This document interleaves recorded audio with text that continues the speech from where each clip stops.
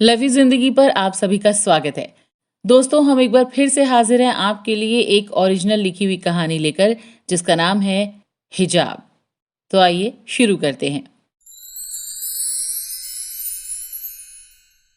कभी कभी जिंदगी में कुछ ऐसे हादसे हो जाते हैं जिसकी कोई कल्पना नहीं करता। दूसरी तरफ वक्त और किस्मत उस इंसान को वो जरूर देता है जो वो कभी नहीं मांगता। महक के साथ भी कुछ ऐसा ही हुआ।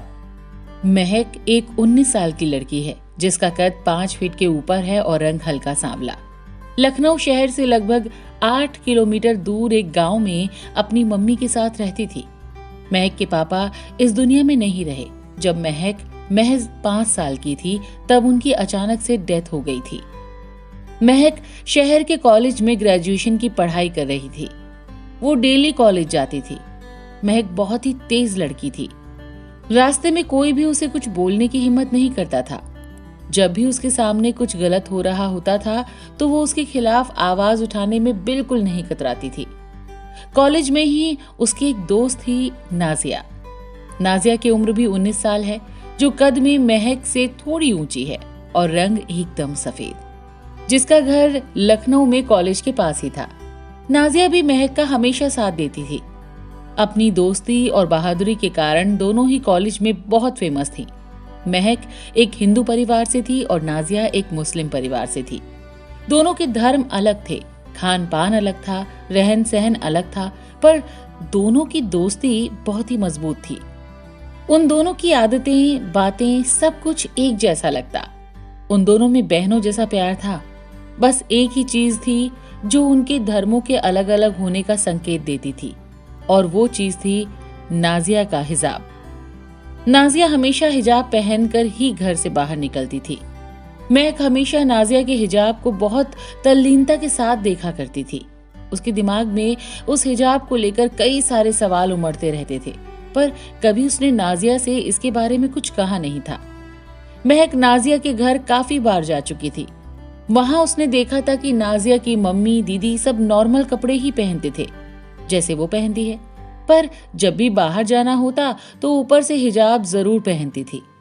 महक नाजिया की पूरी फैमिली को अच्छे से जानती थी और पहचानती भी थी, लेकिन नाजिया कभी महक के साथ उसके घर नहीं गई थी, तो वो महक के घर वालों को पहचानती भी नहीं थी। एक दिन सुबह के लगभग 9 बज रहे थे। महक कॉलेज के लिए रेडी हो रही थी, तभी उसका फोन बजता है।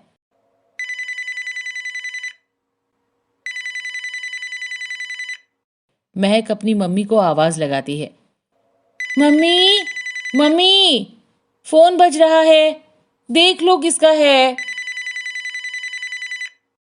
हाँ हाँ देखती हूँ, तुम जल्दी से तैयार हो जाओ वरना कॉलेज के लिए लेट हो जाओगी। महक की मम्मी फोन उठाती है।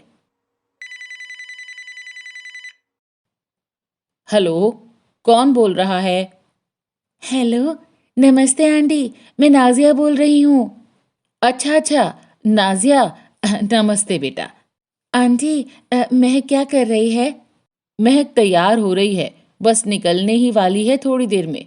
बताओ, कोई बात है क्या? नहीं नहीं आंटी, बात कुछ नहीं है, बस उसको बोल देना कि आज सीधा घर आ जाए, फिर दोनों कॉलेज के लिए निकलेंगे। अच्छा ठीक है, बोल दूंगी। जी नमस्ते आंटी। नमस्ते बेटा। महक की मम्मी, जिनकी उम्र लगभग 40 है, रंग सांवला, कद भी लगभग 6 फीट में कुछ कम, जो कि चेहरे से तो बहुत ही सरल स्वभाव की नजर आती थी, लेकिन अंदर से उतनी ही सख्त। उन्हें अपनी सोन चिरैया पर पूरा भरोसा था, इसीलिए वो गांव वालों की बातों को परे रखकर हमेशा अपनी सोन चिरैया को उसके सपनों के आसमान में उड़ने, उन्हें पूरा करने की ख्वाहिश में उसका पूरा साथ देती थी। बस महक ही तो है जो उस छोटे से घरौंदे की सुबह शाम चहकने वाली सोन चिरैया है, इसीलिए वो उसे ऊंचाइयों तक उड़ने का हौसला देती थी। फोन रखने के बाद महक की मम्मी महक से बोलती हैं कि नाजिया का फोन था, तुम्हें घर पर बुलाया है उसने। अच्छा ठीक है, फिर मैं जाती हूँ। महक निकल जाती है और सीधा नाजिया के घर पहुंचती है। महक को वहां काफी लोग नजर आते हैं जिन्हें उसने पहले कभी नहीं देखा था। वहां नाजिया महक को देखती है और अंदर अपने रूम में ले जाती है। महक नाजिया से पूछती है, नाजिया, ये इतने सारे लोग कौन है? कुछ है क्या घर पर? नहीं यार, कुछ नहीं है यहाँ। होता तो तुझे पता नहीं होता क्या? फिर ये लोग यहाँ क्यों इकट्ठा हुए हैं? ये सब रिलेटिव ही हैं, गांव जा रहे हैं। आज वहाँ कुछ प्रोग्राम है तो सारे लोग यहीं से साथ साथ निकलेंगे। तो फिर आज कॉलेज नहीं जाएगी? अरे नहीं, ये लोग निकलने ही वाले हैं, फिर चलते हैं कॉलेज। अच्छा ठीक है। सारे लोग तैयार ही थे। जितनी भी लेडीज थीं सब हिजाब पहने थीं और सारे लोग बस में बैठकर निकल गए। महक के मन में फिर से वही सवाल उमड़ आए। उसने फिर नाजिया से पूछ ही लिया, नाजिया, ये जो तुम सब लोग हिजाब पहन लेते हो, अजीब नहीं लगता? कैसे रहते हो इसे पहनकर? मुझे तो घुटन सी होने लगती है सोच के ही। नाजिया मुस्कुरा देती है और बोलती है, नहीं महक, ऐसा कुछ नहीं होता। और फिर हम लोग का रिवाज है हिजाब पहनने का, तो अब तो आदत भी है और हम खुद को बहुत सुरक्षित महसूस करते हैं इसमें। नाजिया आगे हंसते हुए कहती है,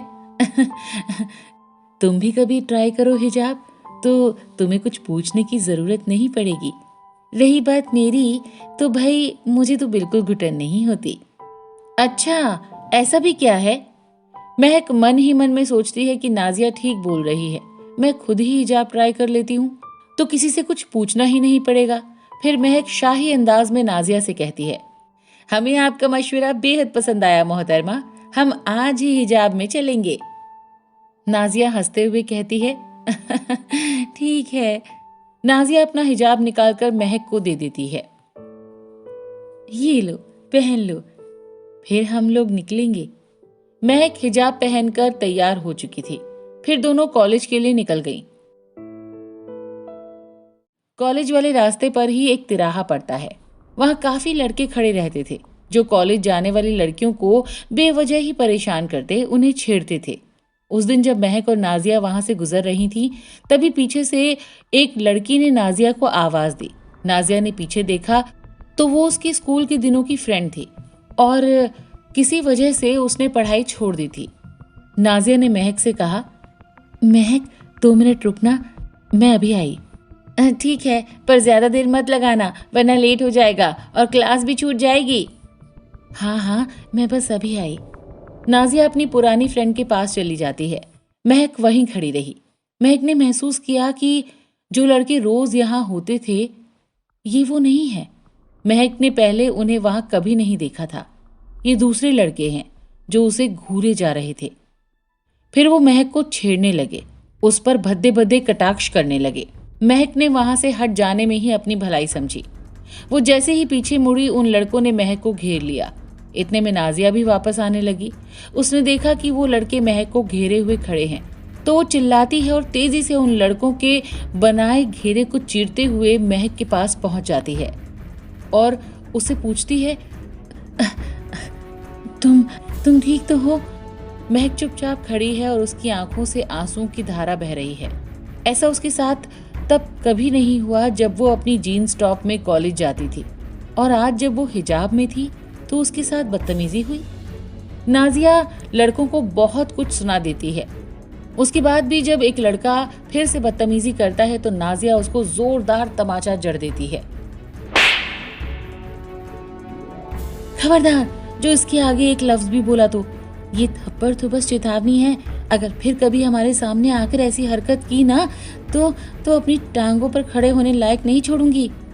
नाजिया का चेहरा गुस्से से लाल हो गया था। नाजिया के तेवर देख लड़के उससे ना उलझने में ही अपनी भलाई समझ रहे थे और वहां से चले जाते हैं।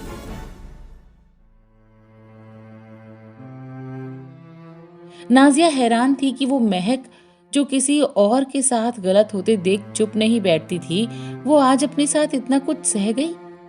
उसने महक से कहा, महक चलो, कॉलेज चलो, वैसे भी देर हो चुकी है।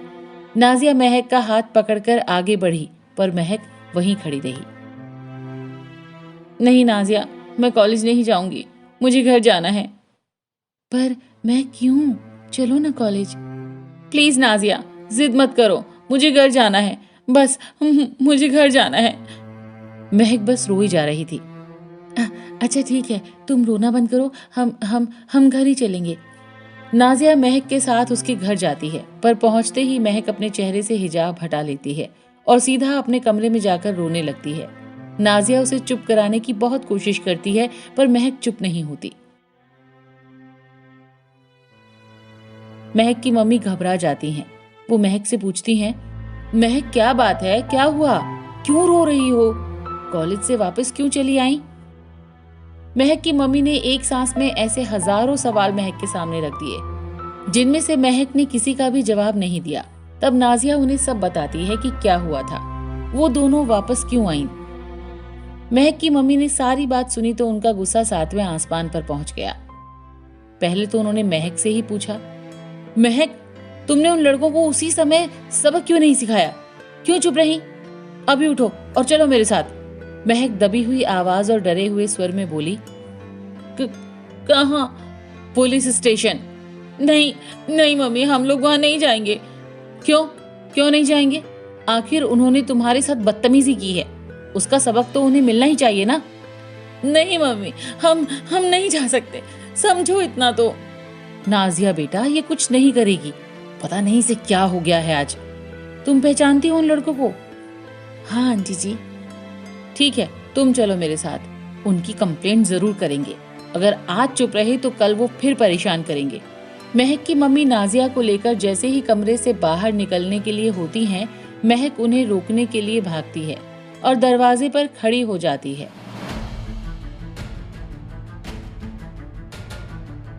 वो अपने रूंधे हुए गले की सिसकती हुई आवाज में अपनी मम्मी से कहती है, मम्मी प्लीज बात को समझने की कोशिश करिए, मैं आपके आगे हाथ जोड़ती हूँ, हम लोग इस बात को बाहर नहीं ले जा सकते। और महक आगे कुछ बोलती इससे पहले ही नाजिया उसे टोकती हुई कहती है, क्यों महक, तुम क्यों नहीं चाहती हो उन लड़कों की बदतमीजी की सजा उन्हें मिले? हाँ, आखिर क्यों तुम नहीं चाहती हो कि उनकी कंप्लेन की जाए? किस बात का डर है आज तुम्हें? बोलो ना महक, बोलो। महक नाजिया के सवालों का कोई जवाब नहीं दे पाती। उसकी नजर बाहर आंगन में खड़े लड़के पर टिक जाती है, जो आंगन में खड़ा सोच रहा है कि क्या बात चल रही है, क्या हो गया है। तभी महक की मम्मी परेशान होकर महक को डांटती हुई पूछती हैं, देखो महक, बहुत हो गया है, क्या तुम जानती हो उन लड़कों को, इसीलिए कुछ नहीं करना चाहती? देखो, डरो मत, तुम बताओ बस, तुम पहचानती हो या नहीं पहचानती हो उनको? महक आंगन में खड़े उसी लड़के की तरफ इशारा करती है तो महक की मम्मी और नाजिया दोनों बाहर आंगन की तरफ देखती हैं। जैसे ही महक की मम्मी उस लड़के को देखती हैं तो आश्चर्य से कहती हैं, ये है वो। महक हाँ में सिर हिला देती है। अब तो महक की माँ के पैरों के नीचे से जमीन खिसक जाती है। नाजिया उस लड़के को घर के अंदर देखकर ही चौंक जाती है। वो लड़का कुछ समझ पाता उससे पहले ही नाजिया उससे कहती है, तुम यहाँ क्या कर रहे हो? तुम्हारी इतनी हिम्मत कि यहाँ तक चले आए, निकलो यहाँ से अभी। नाजिया उस लड़के पर चिल्ला रही थी, तभी महक की माँ आगे आती है और उस लड़के को जोरदार तमाचा जड़ते हुए कहती है, तेरी इतनी हिम्मत कि तू मेरे बिना मर्जी के वापस आ गया। तेरी गलत संगत की वजह से मैंने तुझे भेजा था ना, पर तू तो अब इतना निडर और इतना निर्लज हो गया है कि लड़कियों को छेड़ना शुरू कर दिया है तूने। तुझे तेरी बहन भी नहीं दिखाई दी, तूने उसके साथ भी बदतमीजी की।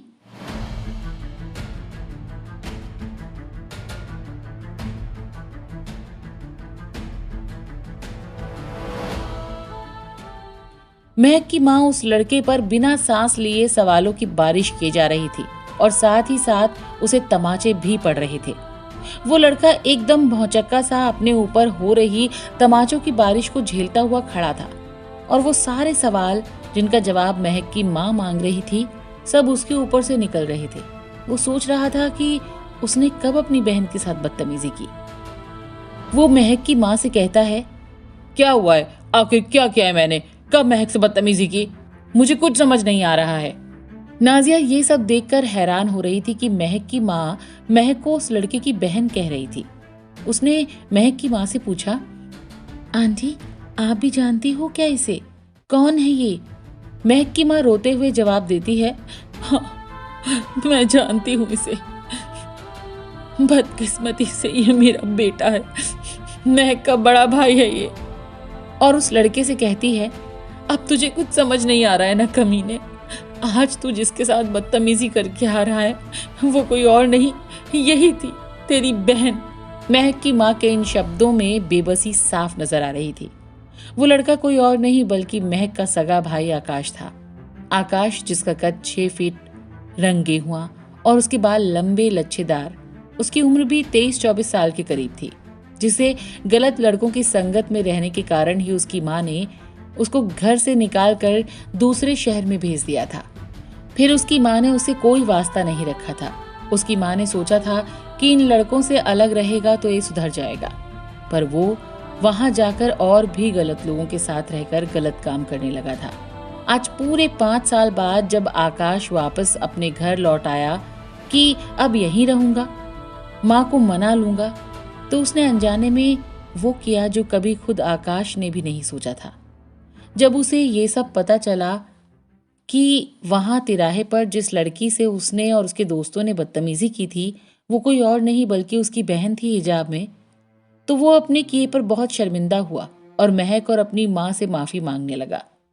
महक, मुझे माफ कर दे, मैंने बहुत बड़ा पाप किया है। मैं कसम खाता हूँ आज के बाद कभी किसी लड़की के साथ ऐसा नहीं करूंगा। मुझे एक मौका दे दो माँ सुधरने का। पर महक ऐसे गुमसुम सी खड़ी थी मानो उसे कुछ सुनाई नहीं दिया। तभी महक की माँ आकाश से कहती है, तेरे पापा के जाने के बाद किस तरह मैंने तुम दोनों को पाला।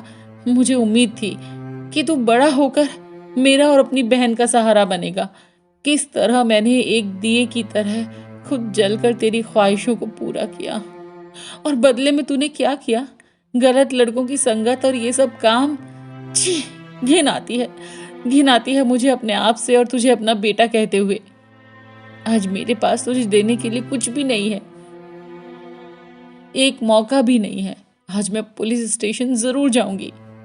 महक की माँ महक का हाथ पकड़कर चलने के लिए होती है तो आकाश उनके पैरों में गिरकर गिड़गिड़ाने लगता है।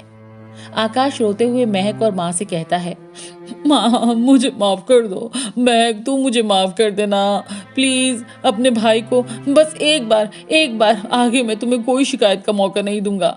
माँ ये तो सोच कि मैंने अपने किए की सजा काट ली है और मुझे बाकी और सजा सब मंजूर है, पर जब ये बात लोगों तक जाएगी कि एक भाई ने अपने ही बहन के साथ बदतमीजी की तो क्या होगा माँ? ये रिश्ता बदनाम हो जाएगा माँ। इस पावन से रिश्ते में बदनामी की कालिक मत लगने दो माँ प्लीज। आकाश अपने दोनों हाथ जोड़कर ये बात कहता है। महक खुद भी सोचती है और माँ को समझाती है।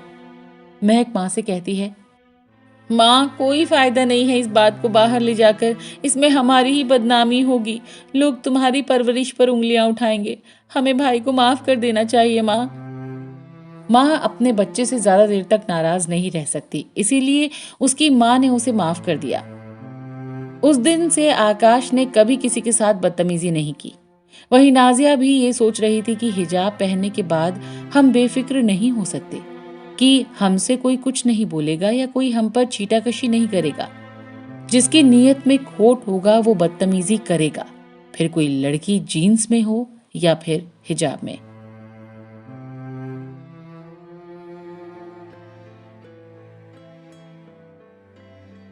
दोस्तों, ये कहानी हमें एक बहुत ही प्यारा सा मैसेज देती है। जब एक बेटी अपने माँ बाप की उम्मीदों को अपने सपनों में सजाकर उसे पूरा करने के लिए सुनसान सड़कों और उन टेढ़ी मेढ़ी तंग गलियों से गुजरती है, जहाँ कुछ घरों के बिगड़े नवाब उन बेटियों के सपनों को, उनके माँ बाप की उम्मीदों को इस कदर रौंद डालते हैं जैसे वो मासूम सी गली उन नवाबों के रास्ते में आया हुआ कोई कागज का फूल हो। फिर इन नवाबों के पक्ष में खड़े होते हैं गलत सोच रखने वाले समाज के कुछ लोग, जिन्हें उस मासूम पर कीचड़ उछालने का काम जैसे विरासत में मिला हो। ये कहानी भी बस उसी सोच का एक छोटा सा अंश है, जिसको कपड़ों से कोई फर्क नहीं पड़ता। फर्क पड़ता है तो गलत नजर का, जो हिजाब में भी खड़ी एक लड़की को गलत नजरिए से देखती है। तो ये कहानी बहुत कुछ कहती है। कैसी लगी आपको ये कहानी, जिसको लिखा है शिवाली सिंह ने? आप हमें अपने कमेंट करके बताइएगा ज़रूर, क्योंकि हमें आपके कमेंट्स का इंतज़ार रहेगा। और ऐसी ही हम ओरिजिनल कहानियाँ आपके लिए आगे समय समय पर लेकर आते रहेंगे। बस एक प्रॉमिस आपको करना है कि आपको लव यू ज़िंदगी को सब्सक्राइब करना है। सब्सक्राइब करेंगे तो आपको हमारे आने वाली कहानियों का नोटिफिकेशन मिलेगा। तो बहुत बहुत शुक्रिया कि आप हमें सुन रहे हैं। दोस्तों, सब्सक्राइब ज़रूर करिए, लाइक, कमेंट और शेयर करते रहिए। लव यू ज़िंदगी को ऐसे ही प्यार देते रहिए। बहुत बहुत शुक्रिया। Bye bye.